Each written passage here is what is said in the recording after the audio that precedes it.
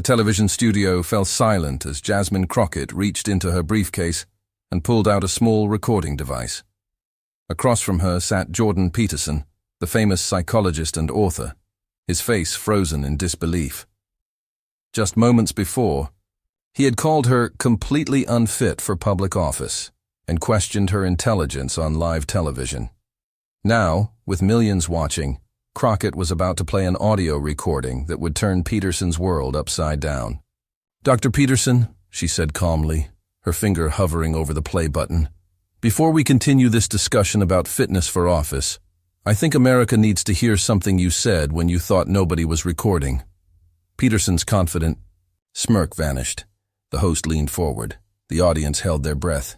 What happened next would become the most watched political confrontation of the year, sparking a national debate about hypocrisy, power, and truth in American politics. Before we dive into this incredible story, let me know where you're watching from in the comments below, and don't forget to hit that subscribe button so you never miss these explosive political moments that are reshaping our country. The recording device clicked, and everything changed. To understand how this confrontation reached such explosive heights, you need to know the two people sitting across from each other in that studio that night. Jasmine Crockett had become one of the most talked-about freshman representatives in Congress. At just 42 years old, the former civil rights attorney from Texas had already made waves with her sharp questioning during committee hearings and her ability to cut through political nonsense with laser-focused precision. Her background wasn't typical for Washington. She'd grown up in a working-class family, put herself through law school, and spent years fighting for people who couldn't afford fancy lawyers. But Crockett had also become a target. Conservative commentators regularly attacked her speaking style, questioned her qualifications, and suggested she was out of her depth in the halls of Congress. Some of the criticism crossed lines that made many Americans uncomfortable, with undertones that seemed to have less to do with her policies and more to do with who she was. On the other side sat Dr. Jordan Peterson, the Canadian psychologist who had become a global phenomenon. With millions of followers hanging on his every word, Peterson had built an empire around his philosophy of personal responsibility and traditional values. His books topped bestseller lists, his speaking tours sold out arenas, and his online lectures garnered millions of views. Peterson had recently expanded his commentary into American politics, particularly targeting what he called the radical left takeover of institutions. He'd become increasingly vocal about politicians he believed were destroying Western civilization, and Jasmine Crockett had become one of his favorite targets. The tension between them had been building for months, creating a slow-burning conflict that political observers had been watching with growing interest. Peterson had made several public statements questioning Crockett's intelligence and fitness for office. He'd suggested during interviews that she was a perfect example of how identity politics was putting unqualified people in positions of power. Each comment had gotten more personal, more pointed, and more dismissive. The escalation had begun during Crockett's first major committee hearing, where she had questioned a witness about discriminatory lending practices. Her line of questioning had been sharp and well-informed, leading to significant policy changes within weeks.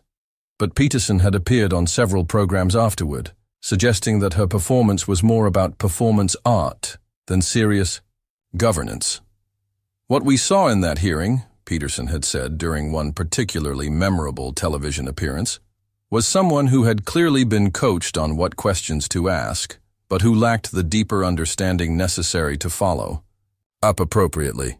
It's the difference between reading from a script and actually understanding the material." The comment had stung because it played into every stereotype about young politicians, particularly young politicians from marginalized communities. It suggested that Crockett's success was not the result of her own intelligence and preparation, but rather the product of behind-the-scenes coaching and identity-based promotion. Crockett's response at the time had been measured and professional. She had issued a brief statement, noting that she had written her own questions, done her own research, and achieved the policy outcomes she had promised her constituents.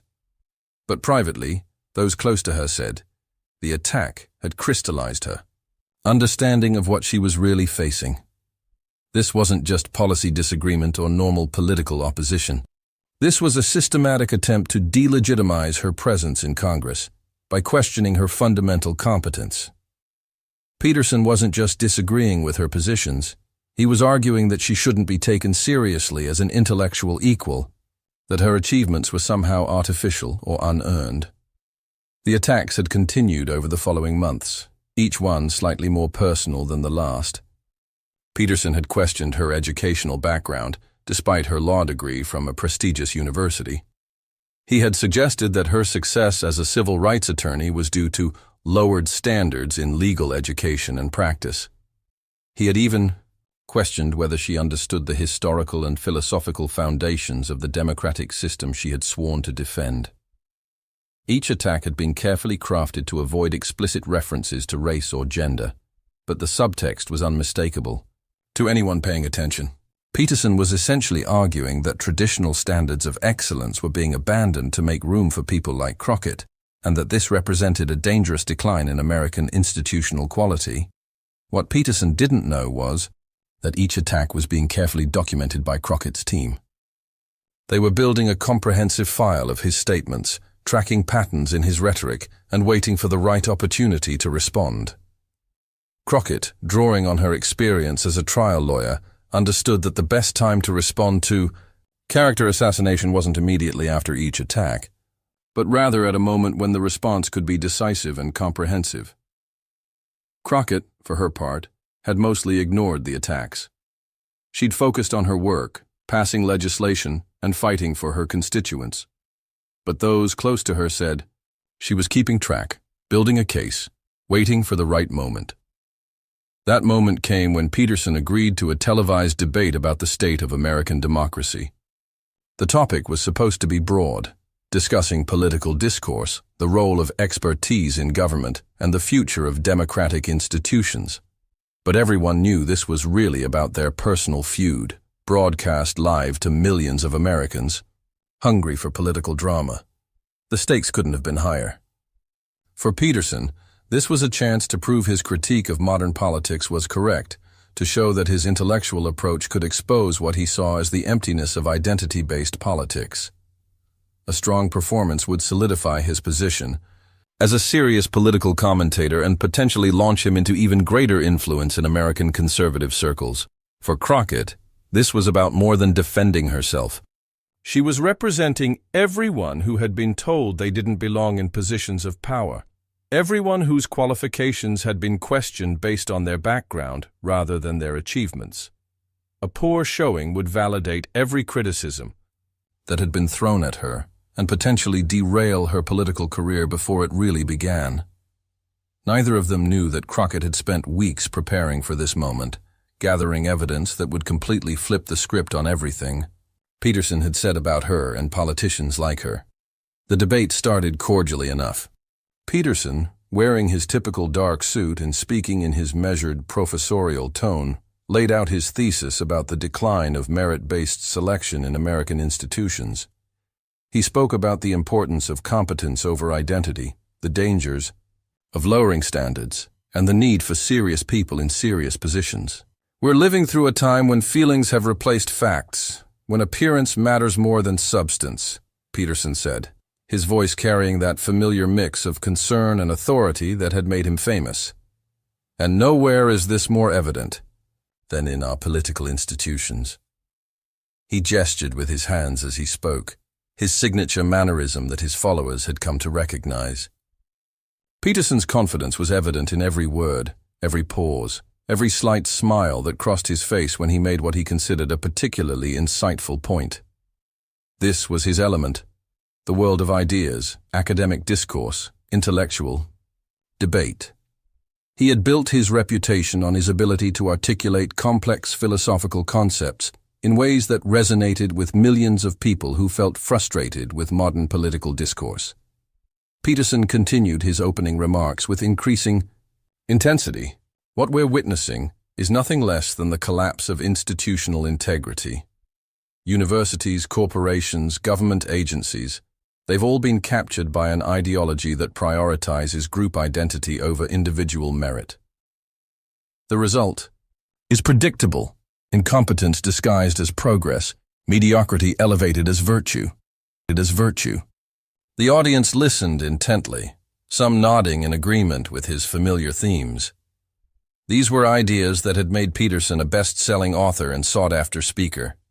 His critique of what he called postmodern neo-Marxism had struck a chord with people who felt that traditional standards of excellence were being abandoned in favor of what they saw as political correctness. Crockett listened patiently, taking notes, nodding occasionally. When it was her turn to respond, she spoke clearly about her record, her education, and her work on behalf of her constituents. She outlined specific legislation she'd authored, cases she'd won as a lawyer, and the measurable impact she'd had on people's lives. I think the American people are smart enough to judge politicians based on results, not rhetoric, she said. My constituents didn't send me here because of my identity. They sent me here because I get things done. For the first 20 minutes, it was a relatively standard political debate. Peterson would make broad philosophical points about governance and competence. Crockett would respond with specific examples and policy details. The audience seemed engaged, but not electrified. Then Peterson began to get more personal. "Representative Crockett," he said, leaning forward slightly, "you speak about results, but I have to ask, what actual qualifications did you have for this office, beyond checking certain demographic boxes? Where's the evidence that you understand the complex responsibilities of governance?" The question hung in the air. Crockett's expression didn't change, but those watching closely noticed her grip tighten slightly on her pen. "Dr. Peterson," she replied evenly, "I'm curious about your definition of qualifications. I spent 15 years as a civil rights attorney, won cases before federal courts, authored legislation that passed with bipartisan support, and was elected by over 180,000 voters who seemed to think I was qualified enough. What specific qualifications are you suggesting I lack?" Peterson pressed on, his voice taking on that lecturing tone his critics found condescending. "I'm talking about the kind of deep understanding of history, philosophy, and human nature that real leadership requires. I'm talking about the intellectual rigor necessary to grapple with complex policy questions. Too often, we see politicians who are good at talking points, but lack the fundamental knowledge base for serious governance." The audience stirred. Several people shifted uncomfortably in their seats. The host tried to interject, but Peterson continued. "And frankly, Representative Crockett, based on your public statements and your approach to policy, I have serious doubts about whether you possess that intellectual rigor. You seem to confuse passion with competence, volume with substance." That's when something changed in Crockett's demeanor. Her polite smile remained, but her eyes sharpened with the focus of a predator who had been waiting patiently for exactly this moment. She set down her pen deliberately, placed both hands flat on the table, and looked directly at Peterson with an intensity that made several audience members lean forward in their seats. The transformation was subtle, but unmistakable. Throughout the early part of the debate, Crockett had been responding as a politician, measured, diplomatic, focused on policy details. But now, something different was emerging. This was Crockett, the trial lawyer, the woman who had spent 15 years in courtrooms facing down opponents who underestimated her, who had built her reputation on being able to dismantle opposing arguments with surgical precision. "Dr. Peterson," she said slowly, her voice still calm but carrying a new edge that hadn't been there before. "That's a fascinating perspective on intellectual rigor and the qualifications necessary for governance. I'm particularly interested in your views on these topics, given some of the statements you've made recently about democratic institutions and the people who participate in them." Peterson's confident expression flickered for just a moment, like someone who had just heard something unexpected in a familiar song. "I'm not sure what you're suggesting, Representative." Crockett's smile became more pronounced, but it wasn't the polite political smile she had been wearing earlier. This was the smile of someone who had been dealt a royal flush and was about to reveal her cards. Oh, I think you know exactly what I'm suggesting, Dr. Peterson. You see, you've built quite a reputation on telling people to clean up their own house before criticizing others. You talk constantly about personal responsibility and intellectual honesty. You've made a career out of challenging people to examine their own behavior and motivations before judging others. She reached into her briefcase with deliberate slowness, her movements calculated for maximum dramatic effect. So I think America deserves to hear what you really think when you believe no one is listening. I think they deserve to know whether your public advocacy for democratic institutions matches your private views about the people who participate in those institutions. The studio had gone completely quiet. Even the camera operators seemed to sense that something significant was about to happen. Peterson's face was now visibly tense, though he was clearly trying to maintain his composure. "Oh, I think you know exactly what I'm suggesting," Crockett said, her voice still calm but carrying a new edge. "You see, Dr. Peterson, you've built quite a reputation on telling people to clean up their own house before criticizing others. You talk constantly about personal responsibility and intellectual honesty. So I think America deserves to hear what you really think when you believe no one is listening." The studio had gone completely quiet. Peterson's face was now visibly tense, though he was trying to maintain his composure. "Representative Crockett, I'm not sure what game you think you're playing here, but this isn't a game, Doctor. This is about truth. You've spent months questioning my fitness for office, my intelligence, my qualifications. You've suggested that politicians like me are destroying democratic institutions through our supposed incompetence. But I have to wonder, what does that say about your own fitness to make such judgments?" Crockett held up the recording device. "This audio was recorded 3 weeks ago at a private dinner in Toronto. You were speaking to a group of donors about American politics. The person who recorded it felt that the American people deserved to hear what you really think about the democratic process you claim to want to protect." Peterson was now visibly uncomfortable, shifting in his chair.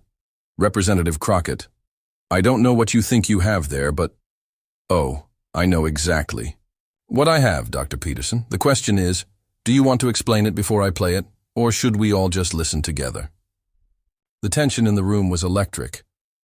The host looked back and forth between them, clearly unsure how to proceed. The audience was completely silent, sensing they were about to witness something unprecedented.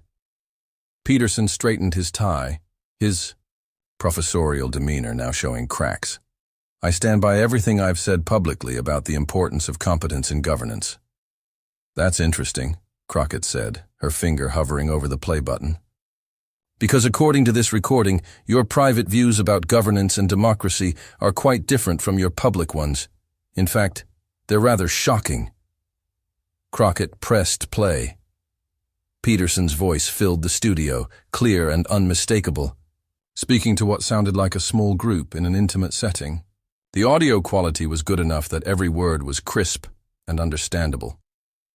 "The truth is," Peterson's recorded voice said, "democracy, as it exists in America, is fundamentally broken. These people, the voters, they're not equipped to make the complex decisions that governance requires. They vote based on emotion, on tribal loyalty, on 30-second sound bites. It's a farce."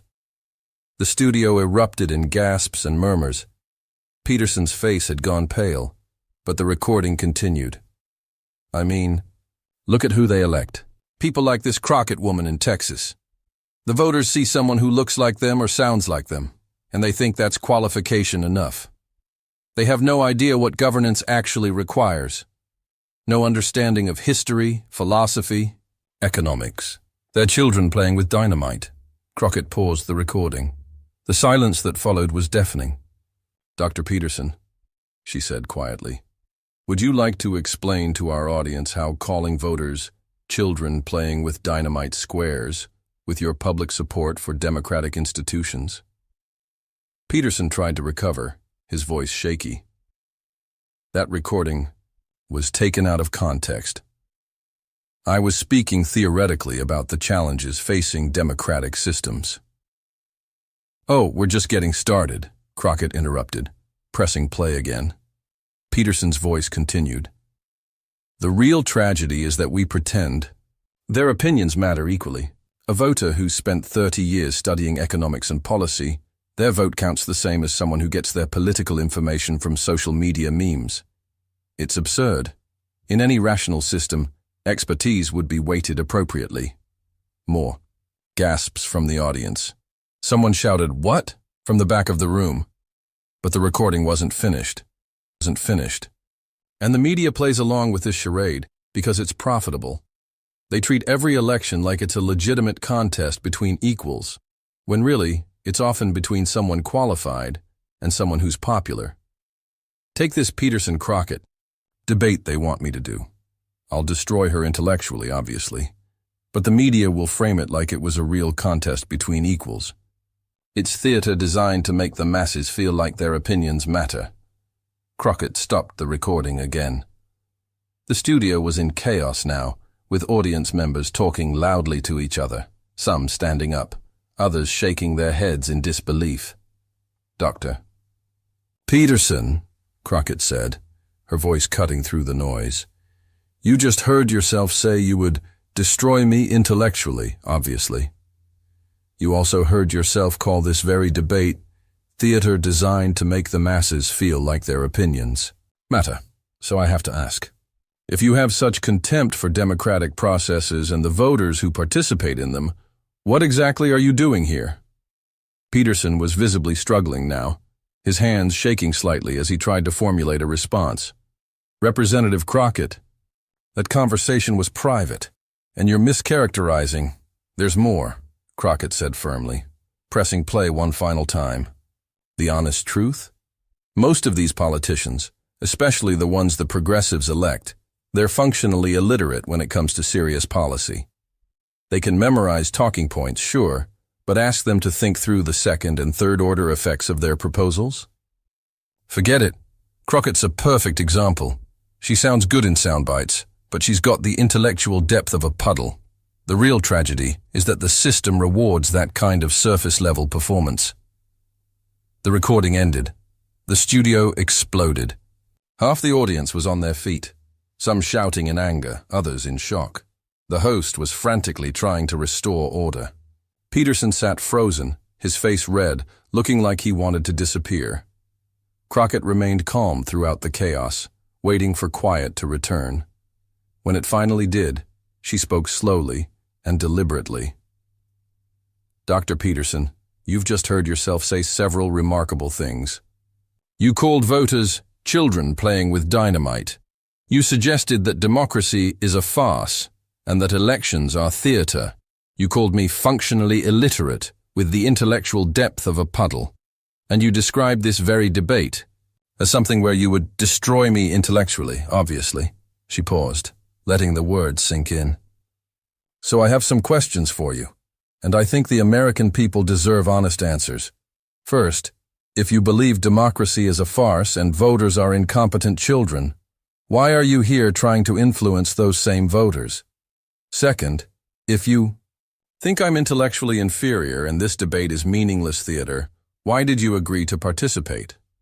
And third, how can anyone trust your public advocacy for personal responsibility and truth-telling when your private statements show such contempt for the very people you're supposedly trying to help?" Peterson tried to interrupt, but Crockett wasn't finished. "But here's what I find most interesting, Dr. Peterson. You spent the first part of tonight questioning my qualifications, my intelligence, and my fitness for office. You suggested I was chosen based on demographics rather than merit. You implied that I lack the intellectual rigor for serious governance. But this recording reveals something fascinating about your approach to intellectual discourse." She leaned forward slightly. "You see, in your private comments, you said you would destroy me intellectually, obviously. That word, obviously, is very telling. It suggests you believed this would be easy, that I was such an inferior intellect that defeating me in debate would be automatic. You came here tonight expecting to steamroll someone you considered intellectually defenseless." The audience was hanging on every word now. "But Dr. Peterson, here's the problem with that approach. You were so confident in your intellectual superiority that you didn't prepare for the possibility that I might actually be competent. You didn't consider that I might have done my homework. You didn't think about the possibility that someone you dismissed as having the intellectual depth of a puddle might have been paying attention to your private statements. Peterson finally found his voice, though it came out as more of a croak. Representative Crockett, those statements were taken out of context, and I think— No, Dr. Peterson, Crockett said firmly. You don't get to claim context now. These weren't off-the-cuff remarks taken out of context. These were thoughtful, detailed statements about your fundamental beliefs regarding democracy, voters, and politicians like me. You spoke for nearly 10 minutes about these topics to a room full of donors. This wasn't a gotcha moment. This was you revealing what you really think when you believe you're in friendly company. She stood up, her voice rising slightly for the first time. And here's what I find most revealing about tonight, Dr. Peterson. You came here believing you would easily defeat someone you considered intellectually inferior. You prepared for a debate against a caricature of your own creation, the incompetent politician chosen for demographic reasons. But you didn't prepare for a debate against me, the actual person sitting across from you. The audience began to applaud, slowly at first, then building to a thunderous ovation. You see, Dr. Peterson, while you were busy dismissing my qualifications and telling donors how intellectually superior you are, I was doing something you apparently didn't expect. I was preparing, I was researching, I was gathering evidence, I was, as you might say, taking personal responsibility for this moment. Peterson slumped in his chair, completely defeated. So, here's my question for you, Dr. Peterson. If this debate is meaningless theater, if I'm intellectually inferior, if democracy is a farce, then what just happened here? How did someone with the intellectual depth of a puddle manage to so thoroughly expose the contradictions in your worldview? How did someone you expected to destroy, obviously, end up destroying your credibility instead? The applause was deafening now. Peterson looked around the studio like a trapped animal, clearly wanting to leave but unable to do so gracefully. The truth is, Dr. Peterson, tonight has revealed something important about both of us. It's shown that I came prepared to engage seriously with your ideas and your criticisms. And it's shown that you came here expecting an easy victory over someone you never bothered to take seriously. So I'll ask you one more time. Who exactly is intellectually unfit for serious discourse? The immediate aftermath of the debate was unlike anything political observers had seen in years. Before the program had even finished airing, clips of the recording were spreading across social media like wildfire. Peterson exposed began trending within minutes, followed quickly by Crockett prepared and puddle depth. The last one a reference to Peterson's dismissive comment about Crockett's intellectual capacity. But the social media explosion was just the beginning of what would become a media phenomenon that dominated news cycles for weeks. Within the first hour, the recording had been shared over 500,000 times across various platforms. Political commentators who had been watching other programs immediately switched their focus to analyzing what they were calling the political upset of the decade. Television networks scrambled to get reactions from political figures, academics, and media personalities. The debate had ended at 10 p.m. Eastern Time, but by midnight, 3 major networks had assembled emergency panels to discuss the implications. Political operatives from both parties found themselves fielding calls from journalists wanting to understand how such a complete reversal of fortune had occurred so quickly. The recording itself became the subject of intense scrutiny. Audio experts were brought in to verify its authenticity, though no one seriously questioned whether it was real. Peterson's distinctive voice and speaking patterns were too recognizable to fake convincingly. Instead, the focus shifted to the circumstances under which it had been recorded and how Crockett had obtained it. News organizations began reaching out to attendees of the Toronto dinner where the recording had been made. Several confirmed that Peterson had indeed made the statements captured in the audio, and some provided additional context that made his comments seem even more damaging. According to multiple sources, Peterson had spent nearly an hour that evening expressing similar views about democracy, voters, and American political institutions. The story took on additional dimensions as reporters discovered that the dinner had been a fundraising event for a think tank that promoted what they called epistocracy, the idea that political power should be distributed according to knowledge and expertise rather than through universal suffrage. Peterson's comments suddenly seemed less like private frustrations and more like a coherent ideological position that directly contradicted his public support for democratic institutions. The reaction from viewers was swift and decisive. The FE network's phones lit up with calls from people wanting to express their shock at Peterson's private statements. Social media filled with reactions ranging from outrage to vindication to dark humor. Memes began appearing almost immediately, with Peterson's obviously comment becoming a particularly popular target for mockery. But the story was just beginning. Within hours of the debate's conclusion, investigative journalists were digging deeper into Peterson's private statements and appearances. The recording Crockett had played was just a snippet of a longer conversation, and news organizations began reaching out to attendees of that Toronto dinner to learn more about what else Peterson had said. What they discovered painted an even more damaging picture. Multiple sources confirmed that Peterson had spent much of that evening expressing contempt not just for individual politicians, but for the entire democratic process. He'd reportedly suggested that voting should be restricted to people who could pass competency tests, and that universal suffrage was a historical mistake that was destroying Western civilization.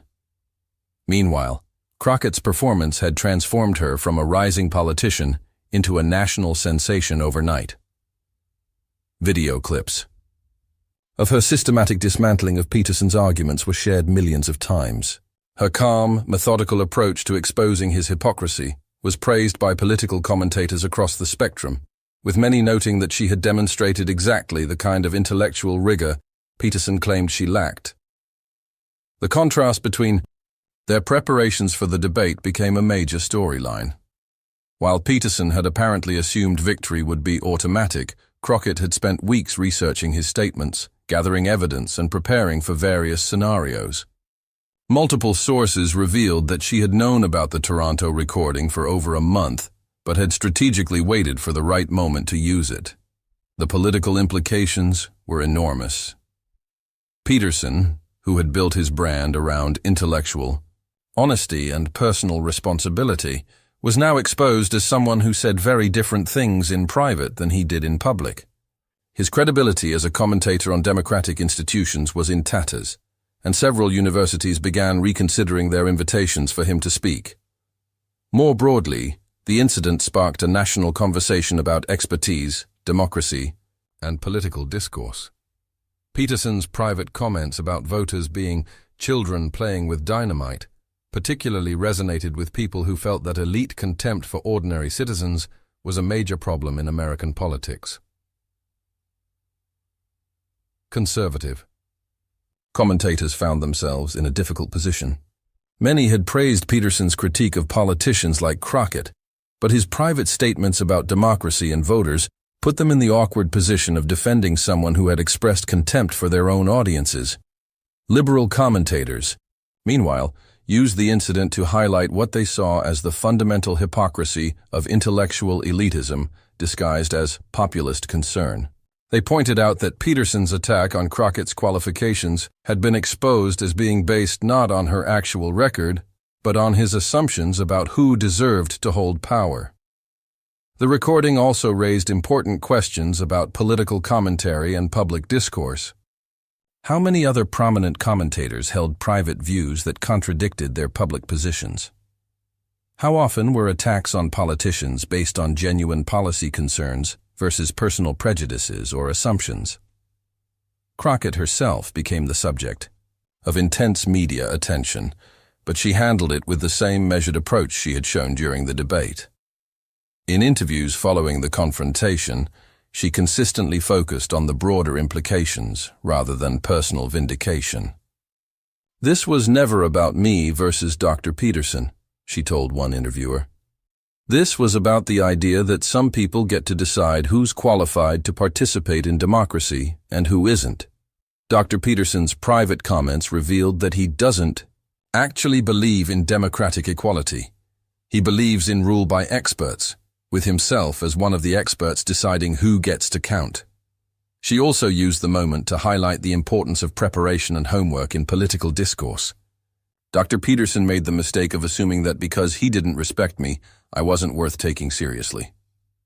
That's a dangerous approach to any challenge, whether it's political debate or anything else in life. If you underestimate your opponent because of your own prejudices, you're setting yourself up for failure.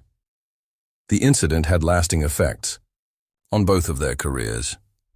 Peterson, who had been building influence in American conservative circles, found many doors suddenly closed to him. His speaking engagements were cancelled, his book sales dropped, and his social media following began to decline as people questioned whether his other public statements could be trusted.